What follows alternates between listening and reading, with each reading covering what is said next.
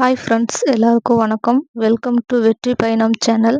இன்னைக்கு ஒரு மிக சிறந்த ஒருத்தரை பற்றி தான் பார்க்க போகிறோம். நம்மளுடைய இந்திய வனமகன் அப்படின்னு சொல்லக்கூடிய ஜாதவ் பாயேஞ்ச் இவரை பற்றி தான் பார்க்க போகிறோம். ஸோ இவர் 1360 ஏக்கரில் ஒரு காட்டை இவர் உருவாக்கி இருக்கிறாரு. தனி ஒரு மனிதனாக இவர் இந்த காட்டை உருவாக்கி இருக்கிறாரு. ஸோ இவரை பற்றி இவர் எப்படி இந்த காட்டை உருவாக்கி இருக்கிறாரு அப்படின்றத நம்ம பார்க்கலாம். இவர் அசாம் மாநிலத்தில் பிரம்மபுத்திரா ஆற்றின் நடுவே செடி கொடிகள் அங்கே வளராது. ஸோ அங்கே வளர முடியாத அந்த மாதிரி பகுதி தான் அந்த தீவு இருந்துச்சு. அந்த தீவு பகுதியில் ஒன்று அந்த அந்த இடத்துல இருந்தது. அந்த தீவை சுற்றிலையும் இவர் என்ன பண்ணுறாரு அப்படின்னா ஆராய்ச்சி பண்ணுறாரு. ஸோ அந்த தீவு மரங்களை அடர்ந்த காடாக மாற்றணும் அப்படின்னு சொல்லிட்டு இவர் விரும்புகிறாரு. அப்படி விரும்பும்போது இவர் ஒரு ஒரு பேராசிரியர்னுடைய ஆலோசனைப்படி, அந்த பேராசிரியர் யார் அப்படின்னு பார்த்தீங்கன்னா ஜாதுநாத் அப்படின்ற அவருடைய ஆலோசனைப்படி நாள்தோறும் நூற்றுக்கணக்கான சிவப்பு கட்டெறும்புகளை அந்த தீவுக்கு கொண்டு அந்த தீவில் விட்டாரு. ஸோ அந்த அந்த கட்டெறும்பெல்லாம் அந்த தீவில் எடுத்துட்டு விட்டதுனால அந்த எறும்பெல்லாம் அங்கே வளர வளர அந்த மண்ணினுடைய தன்மை என்ன ஆச்சு அப்படின்னா மாறுச்சு.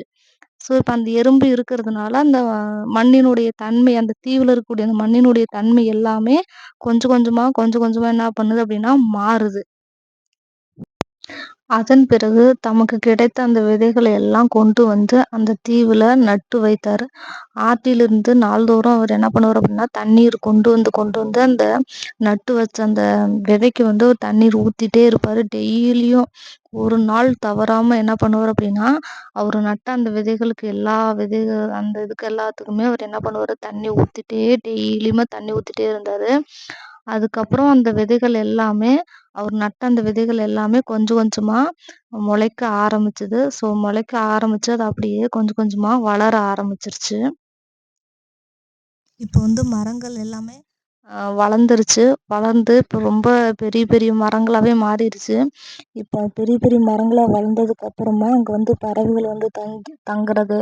அதுக்கப்புறம் அந்த பறவைகள் எல்லாம் தங்கிட்டு அங்கே இருக்கக்கூடிய இந்த பழங்கள் இது எல்லாத்தையும் சாப்பிடுது இல்லையா? அந்த சாப்பிட்ட அந்த விதைகள் எல்லாமே அங்கங்கே சாப்பிட்டு போட போட அந்த விதைகள் எல்லாம் முளைச்சு அது என்ன பண்ணுது அப்படின்னா பெரிய காடாகவே மாறிடுது. அந்த பறவைகள் பழத்தை சாப்பிட்றது, அது எங்கேயாவது எடுத்து போய் கொண்டு போய் போடுறது. இதன் மூலிமா அந்த பகுதி ஃபுல்லாக பயங்கர நல்லா காடாகவே வளர்ந்துருச்சு.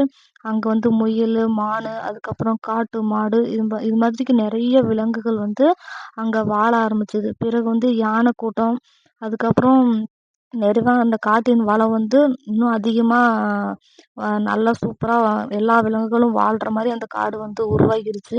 அங்கே புலிகள் அங்கே அதுக்கப்புறம் தங்கியிருந்தது. அதுக்கப்புறம் மனிதனாக ஒரு காட்டை இவர் ஒரு தனி ஒரு மனிதனாக இந்த காட்டை உருவாக்கியிருக்கிறாரு. யார் அப்படின்னா நம்மளுடைய ஜாதவ் பாயேஞ்ச் அவர் தான் உருவாக்கியிருக்கிறாரு.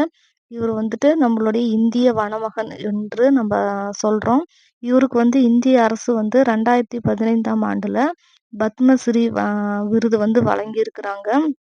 இவருக்கு கவுஹாத்தி பல்கலைக்கழகம் கவுஹாத்தி பல்கலைக்கழகம் இவருக்கு முனைவர் பட்டமும் கொடுத்துருக்குறாங்க. நம்மளுடைய ஜாதவ் பாயேஞ்ச் அப்படின்றதுக்கு இவர் ஒரு தனி ஒரு மனிதனாக இருந்து இந்த இது தனி ஒரு மனிதனாக இருந்து இவ்வளோ பெரிய காட்டையும் உருவாக்கணும் அப்படிங்கிறது உண்மையிலேயே பெரிய சாதனை தான். நம்மளுடைய ஜாதவ் பாயேஞ்ச் இதை செஞ்சு முடிச்சிருக்கிறாரு. உண்மையிலேயே ஒரு கிரேட்டுன்னு சொல்லலாம். ஸோ இந்த தகவல் உங்களுக்கு பிடிச்சிருக்குன்னு நினைக்கிறேன். ஸோ தேங்க்யூ ஃபார் வெற்றி பயணம் சேனல்.